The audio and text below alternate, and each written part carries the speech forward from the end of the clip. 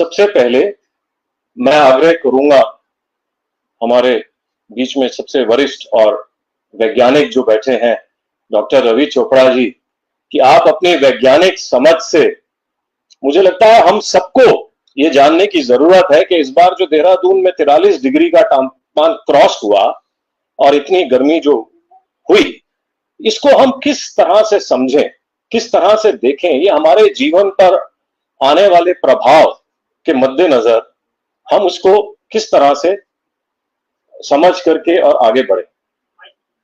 Doctor साहब।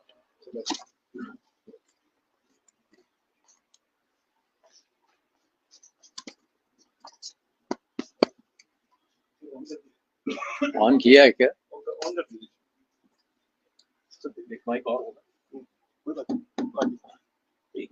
Thank you. Himanshu की ये बात सुनकर थोड़ी सी मुस्कुराहट तो मेरे चेहरे पे आई कि 25 साल पहले यहाँ ट्रैफिक लाइट नहीं होती थी। कई बार मैं सोचता हूं, जब सड़कों पे जाता हूं तो सोचता हूं कि अब 25 साल और लगेंगे लाइट जलने में।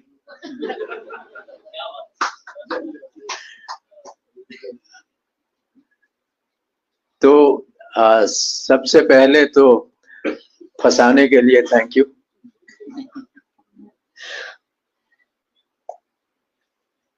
आजकल हम लोग मौसम परिवर्तन के दौर में जी रहे हैं, ये तो हम सबको पता ही है। और उसका जो सबसे स्पष्ट प्रमाण है वो ये है बढ़ता तापमान।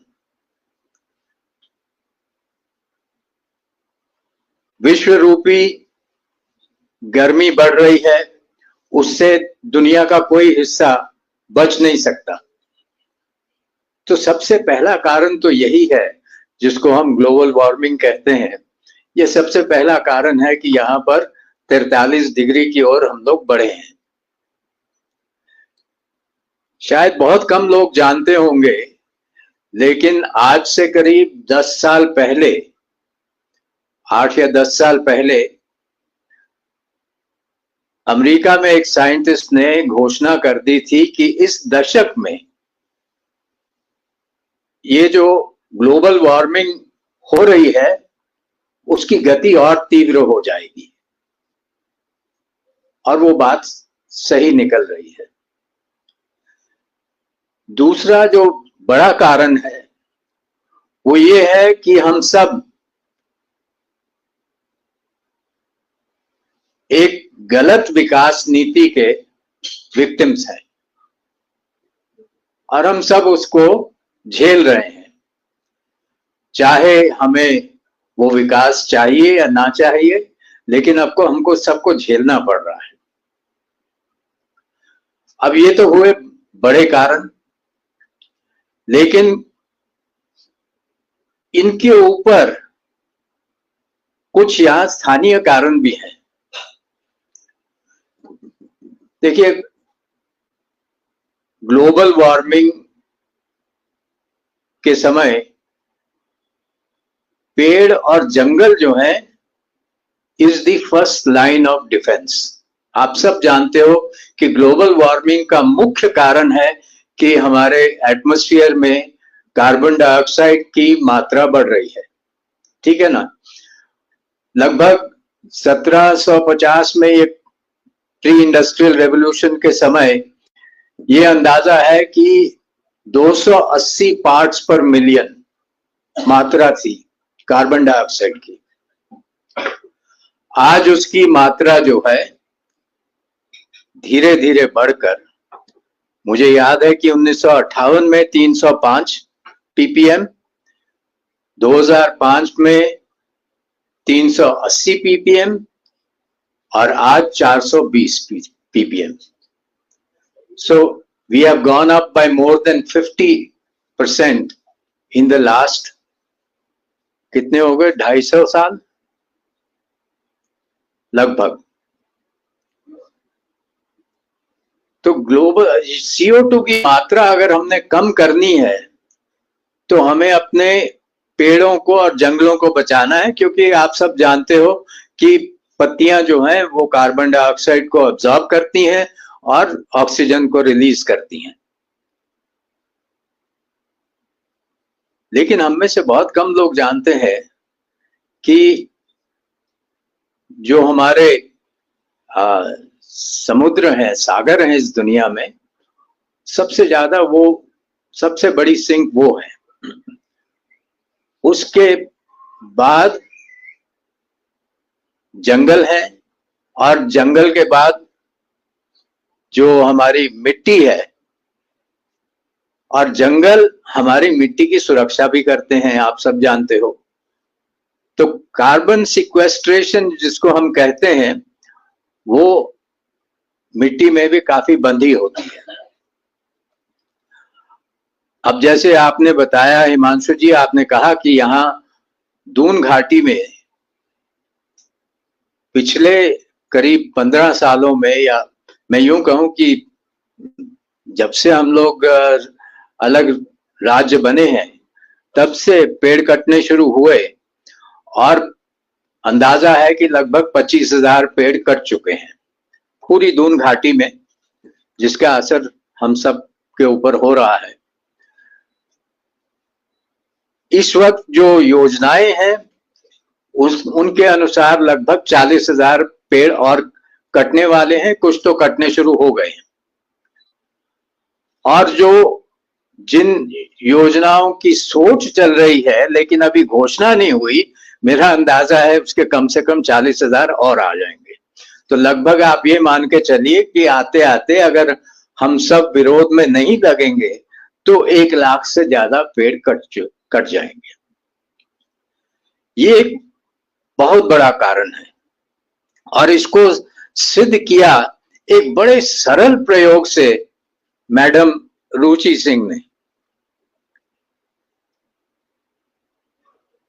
घंटाघर के पास गई और वहां पर जो डामर वाली काली सड़क है उसका तापमान नापा। ये शायद 29 मई का दिन है। उस दिन बाहर का तापमान 42 डिग्री था, वो काली सड़क का तापमान 65 डिग्री था। उसी वक्त जरा हटकर जो घंटाघर के पीपल का पेड़ है उसके नीचे जब नापा तो 37 डिग्री था, हाँ 38 डिग्री था। फिर थोड़ा आगे चली, जो सीमेंट वाली फुटपाथ है उसका तापमान लगभग 55 डिग्री था, 52 से 57 शायद।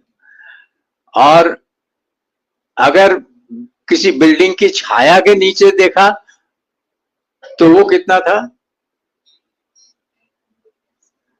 वो था 42 से 47 डिग्री तक, ऐसे मुझे याद आता है।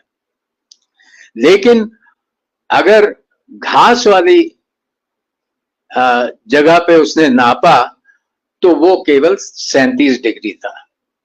तब आप देखिए कि बाहर तापमान 42 है, जहां मिट्टी और घास है वहां पे 37। तो ये स्पष्ट है कि इतने जब हमारे पेड़ कट गए, हमारे जंगल कट गए, तो उससे तापमान बढ़ा, बहुत ज्यादा बढ़ गया। दूसरा कारण है कि शहरीकरण। जैसे आपने ही कहा कुछ देर पहले कि हमारे शहर की आबादी बढ़ती जा रही है, बढ़ती गई है और बढ़ती जा रही है और बड़ी तेजी से बढ़ रही है। अब जो लोग शहर में रहते हैं शायद वो पता नहीं कितना घूमते हैं इस इलाके में, है मेहंदी रत्ता जी, बालावाला और वो उसके निकट में कौन सा है, हाँ हर्रा वाला भी है, लेकिन मियाँ वाला बाला वाला नकरौंदा की तरफ जाइए कभी, तो वहां पर नई नई बसातें हैं, और उन नई नई बसातों में एक घर के साथ चिपका है दूसरा, तीसरा और चौथा, पूरी कतार में चिपके हुए घर मिलेंगे आपको। सड़क के ऊपर आपको पेड़ नहीं दिखाई देंगे। अब ऐसे इलाके में जहां इतनी घनी, अब मैंने बताया आपको कि बिल्डिंगों के कारण कितना तापमान लोकली बढ़ता है, तो आप सोचिए कि ये सब हीट आइलैंड्स बन जाती हैं।